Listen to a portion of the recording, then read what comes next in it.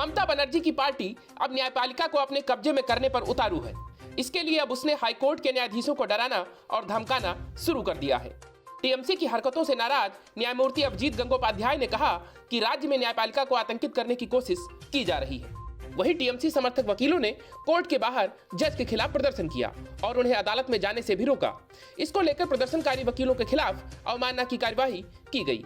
असल में कलकत्ता हाईकोर्ट के न्यायमूर्ति राजशेखर मंता की अदालत के बाहर लगातार हंगामे हो रहे हैं। वकीलों के एक वर्ग ने जजों को अदालत में प्रवेश नहीं करने दिया। उन्हें रोकने की शिकायतों और घटनाक्रम पर अभिजीत गंगोपाध्याय ने कहा कि हाल के घटनाक्रम हाईकोर्ट के इतिहास में अभूतपूर्व प्रकार के हैं। न्यायमूर्ति गंगोपाध्याय ने कहा कि मैं पिछले 5 वर्षों से कलकत्ता में न्यायाधीश के रूप में काम कर रहा हूं। इससे पहले मैंने इसी अदालत में वकील के रूप में काम भी किया, लेकिन मैंने पहले कभी ऐसी चीजें नहीं देखी। यह स्पष्ट रूप से राज्य में न्यायपालिका को आतंकित करने का प्रयास है। उन्होंने दक्षिण कोलकाता में न्यायमूर्ति मंथा के आवास के पास उसकी निंदा करने वाले पोस्टर बरामद होने की घटना की भी निंदा की। उन्होंने कहा कि इसके लिए जिम्मेदार लोगों का पता लगाया जाना चाहिए और उन्हें दंडित किया जाना चाहिए। सुप्रीम कोर्ट के पूर्व न्यायाधीश न्यायमूर्ति अशोक कुमार गांगुली ने कहा कि देश की महान न्याय व्यवस्था इतनी कमजोर नहीं है कि वो कुछ उपद्रवी तत्वों की ऐसी हरकतों से प्रभावित हो जाए। जस्टिस मंथा की बेंच से जुड़े घटनाक्रम पर सियासी घमासान भी छिड़ गया है। बीजेपी के राष्ट्रीय उपाध्यक्ष और पार्टी सांसद दिलीप घोष ने कहा कि न्यायपालिका को उसके गलत कामों और भ्रष्ट गतिविधियों के लिए प्रमुख बाधा बनते देखकर तृणमूल कांग्रेस अब कलकत्ता हाईकोर्ट के न्यायाधीशों पर हमला कर रही है। घोष के दावों को खारिज करते हुए तृणमूल सांसद सौगत राय ने कहा कि उनकी पार्टी का पूरे घटनाक्रम से कोई संबंध नहीं है। उन्होंने कहा, लेकिन यह देखना होगा कि संबंधित न्यायाधीश के फैसलों के खिलाफ इतनी शिकायतें क्यों हैं। वहीं जस्टिस राजशेखर मंथा ने उन वकीलों के खिलाफ अवमानना की कार्रवाई शुरू की जिन्होंने एक दिन पहले उनकी अदालत की कार्रवाई बाधित की थी। उन्होंने कहा कि सभी संबंधित दस्तावेज मुख्य न्यायाधीश प्रकाश श्रीवास्तव को भेजे जाएं। न्यायमूर्ति मंथा ने अदालत कक्ष के बाहर प्रदर्शन के दौरान की सीसीटीवी फुटेज को भी संरक्षित करने का निर्देश दिया है। Bureau report, news of India. Arvind Kejriwal का एक और खास सिपासालार जेल जाने वाला है। आम आदमी पार्टी के पार्षद रहे और 2020 के दिल्ली दंगों में मुख्य आरोपी ताहिर हुसैन पर कोर्ट ने एक और मामले में आरोप तय कर दिए हैं। दिल्ली की कड़कड़डूमा कोर्ट ने ताहिर हुसैन पर मनी लॉन्ड्रिंग मामले में आरोप तय किए हैं। इसके साथ ही अब केजरीवाल के उन दावों की भी हवा निकल चुकी है कि उनके नेताओं को सिर्फ फंसाया जाता रहा है और कभी उन पर आरोप सिद्ध नहीं हुए हैं। 2 दिन पहले ही आम आदमी पार्टी के 2 विधायकों को दिल्ली के बुराड़ी पुलिस स्टेशन पर साल 2015 में हमला किए जाने के मामले में राउ रेवेन्यू कोर्ट ने सजा सुनाई थी और अब पार्टी के पूर्व पार्षद रहे ताहिर हुसैन को भी अदालत जल्द सजा सुनाएगी। हालांकि दिल्ली दंगों में नाम आने के बाद आम आदमी पार्टी ने ताहिर हुसैन को पार्टी से निष्कासित कर दिया था, लेकिन ताहिर हुसैन आम आदमी पार्टी के नेता रहे हैं और लंबे समय तक पार्टी उन्हें निर्दोष बताती रही है। यह भी एक तथ्य है। इसलिए कथित कट्टर ईमानदार राजनीति के नाम पर अरविंद केजरीवाल और उनके साथियों ने किस कदर जनता को धोखा दिया है, यह अब किसी से छिपा नहीं है। दिल्ली से लेकर पंजाब तक भ्रष्टाचार के तमाम मामलों में आम आदमी पार्टी के नेता फंस चुके हैं। दंगा भड़काने से लेकर मनी लॉन्ड्रिंग के मामलों तक में पार्टी के नेताओं को सजा हो चुकी है। वहीं अदालत ने ताहिर हुसैन पर आरोप तय किए हैं कि उसने गलत तरीके से मिले धन का इस्तेमाल दंगों को पोषित करने में किया। हालांकि दंगों के आरोपी ताहिर हुसैन ने अब तक अपना गुनाह कबूल नहीं किया है। इस मामले में कोर्ट 10 फरवरी को अगली सुनवाई करेगा।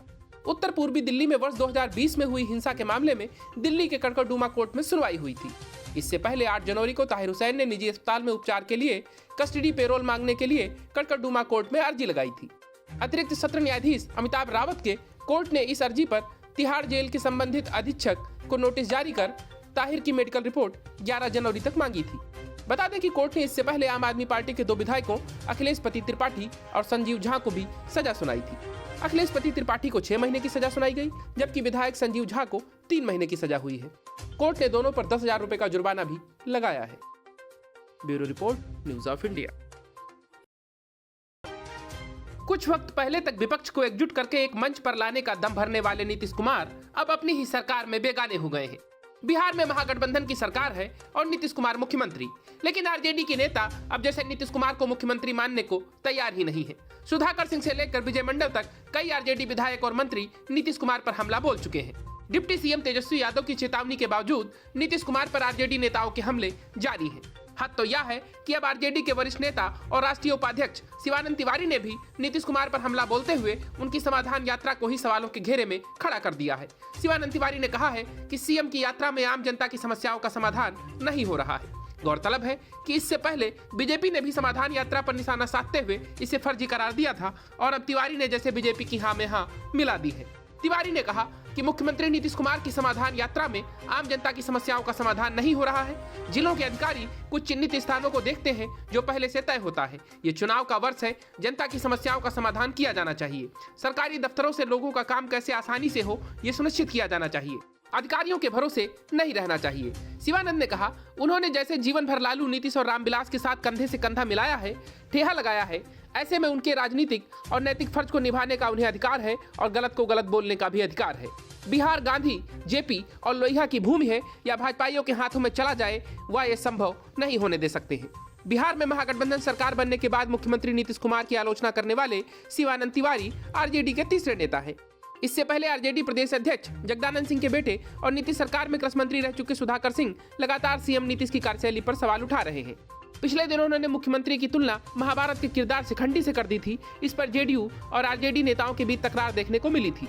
जेडीयू संसदीय बोर्ड के अध्यक्ष उपेंद्र कुशवाहा और एमएलसी संजय सिंह ने आपत्ति जताई। सुधाकर सिंह के विवाद को गहराते देख डिप्टी सीएम तेजस्वी यादव ने अपनी पार्टी के बड़बोले नेताओं को चेतावनी दी। तेजस्वी ने कहा कि नीतीश कुमार महागठबंधन के नेता हैं, उनके खिलाफ कोई भी बयान देने का अधिकार आरजेडी में सिर्फ लालू प्रसाद यादव और खुद उन्हें है। इसके अलावा कोई भी नीतीश के खिलाफ बयानबाजी नहीं कर सकता। उन्होंने सुधाकर सिंह को भी चुप रहने और नहीं तो कार्रवाई झेलने की चेतावनी दी थी। लेकिन इससे इतर आरजेडी के विधायक विजय मंडल ने भी नीतीश कुमार की आलोचना की थी। 2 दिन पहले उनका एक वीडियो राजनीतिक हल्के में चर्चा का विषय बन गया। इसमें वे विधानसभा परिसर के अंदर पूर्व मंत्री जीवेश मिश्रा से बातचीत में नीतीश कुमार के खिलाफ अपनी भड़ास निकाल दी। उन्होंने कहा कि सीएम की यात्रा में कहीं कोई सुनवाई नहीं हो रही है, अधिकारी किसी की नहीं सुन रहे हैं, सरकार निर्कुंस हो गई है। Bureau report, news of India. दुविधा में दोनों गए, माया मिली न राम। नीतीश कुमार पर यह कहावत बिल्कुल सटीक बैठती है। बीजेपी से नाता तोड़कर नीतीश कुमार ने महागठबंधन के साथ सरकार बनाई और प्रधानमंत्री बनने के ख्वाब देखने लगे। पीएम बनने की जल्दी नीतीश कुमार को इतनी थी कि विपक्ष को एक मंच पर लाकर खड़ा कर देने का दम भरने लगे। यही नहीं, तेजस्वी यादव को दबी जुबान में अपना उत्तराधिकारी बनाकर नीतीश यात्रा पर निकल गए। लेकिन हवा में लंबा उड़ रहे नीतीश कुमार को तेलंगाना के सीएम के चंद्रशेखर राव उर्फ केसीआर ने एक झटके में जमीन पर ला फटका है। नीतीश कुमार की लोकसभा चुनाव 2024 के मद्देनजर विपक्षी दलों को एकजुट करने की मुहिम को तगड़ा झटका लगा। दरअसल केसीआर मकर संक्रांति के बाद बड़ी रैली करने वाले हैं और इस रैली के लिए समाजवादी पार्टी के मुखिया अखिलेश यादव, आम आदमी पार्टी के संयोजक अरविंद केजरीवाल और कई विपक्षी नेताओं को बुलाया गया, लेकिन नीतीश कुमार को न्योता नहीं दिया गया। मतलब ये कि नीतीश कुमार को केसीआर तक हल्के में ले रहे हैं और उन्हें इस काबिल भी नहीं मानते कि विपक्ष की रैली में उन्हें बुलाया जाए। जबकि जेडीयू नीतीश कुमार को विपक्ष के पीएम पद के उम्मीदवार के रूप में प्रोजेक्ट कर रही है। पर अब देश के प्रमुख विपक्षी दल के जुटान में बिहार सीएम को बुलावा नहीं मिलने से सियासी हल्के में चर्चा शुरू हो गई है। सूत्रों ने बताया कि तेलंगाना के मुख्यमंत्री केसीआर अपने राज्य में 18 जनवरी को बड़ी रैली करने वाले हैं। ये रैली खम्मम में आयोजित होने की बात सामने आई है। केसीआर द्वारा अपनी पार्टी तेलंगाना राष्ट्र समिति के भारत राष्ट्र समिति में बदले जाने के बाद राष्ट्रीय स्तर की ये बड़ी रैली होगी। इसमें देश भर के ज्यादातर विपक्षी दलों के नेताओं को निमंत्रण भेजा गया है। इसमें सपा प्रमुख अखिलेश यादव, दिल्ली के मुख्यमंत्री अरविंद केजरीवाल, पंजाब के सीएम भगवंत मान, केरल के मुख्यमंत्री पिनरई विजयन जैसे नेता शामिल हैं। हालांकि अभी तक नीतीश कुमार को इस रैली में निमंत्रण भेजे जाने की कोई खबर नहीं आई है। ऐसे में कयास ये लगाए जा रहे हैं कि विपक्षी पीएम दावेदारी पर नजर गड़ाए बैठे नीतीश कुमार को प्रमुख विपक्षी दल साइडलाइन करने की सोच रहे हैं।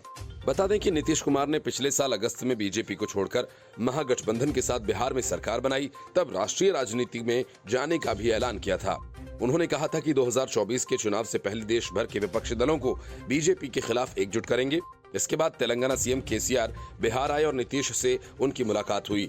दोनों नेताओं से पटना में साझा प्रेस कॉन्फ्रेंस कर विपक्षी एकजुटता की मुहिम को आगे बढ़ाने की बात कही थी।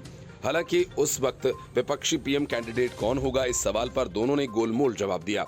इसके बाद नीतीश कुमार ने दिल्ली में अरविंद केजरीवाल, सोनिया गांधी, शरद पवार समेत कई विपक्षी नेताओं से मुलाकात की, मगर गठबंधन को लेकर अभी तक कोई खास बात नहीं बन पाई। वहीं जेडीयू के नेता पहले ही नीतीश कुमार को प्रधानमंत्री पद का दावेदार बना चुके हैं, मगर राहुल गांधी, केसीआर, अरविंद केजरीवाल और ममता बनर्जी सरीखे नेताओं की भी अपनी महत्वाकांक्षाएं हैं। ऐसे में पीएम पद की दावेदारी को लेकर विपक्षी दलों में एकजुटता नहीं बन पा रही। नीतीश फिलहाल बिहार में समाधान यात्रा पर निकल रहे हैं और फरवरी महीने के उनके देश भर की यात्रा पर निकलने की योजना है। लेकिन नीतीश की विपक्षी एकता की मुहिम अब ठंडे बस्ती में जाती हुई दिखाई दे रही है।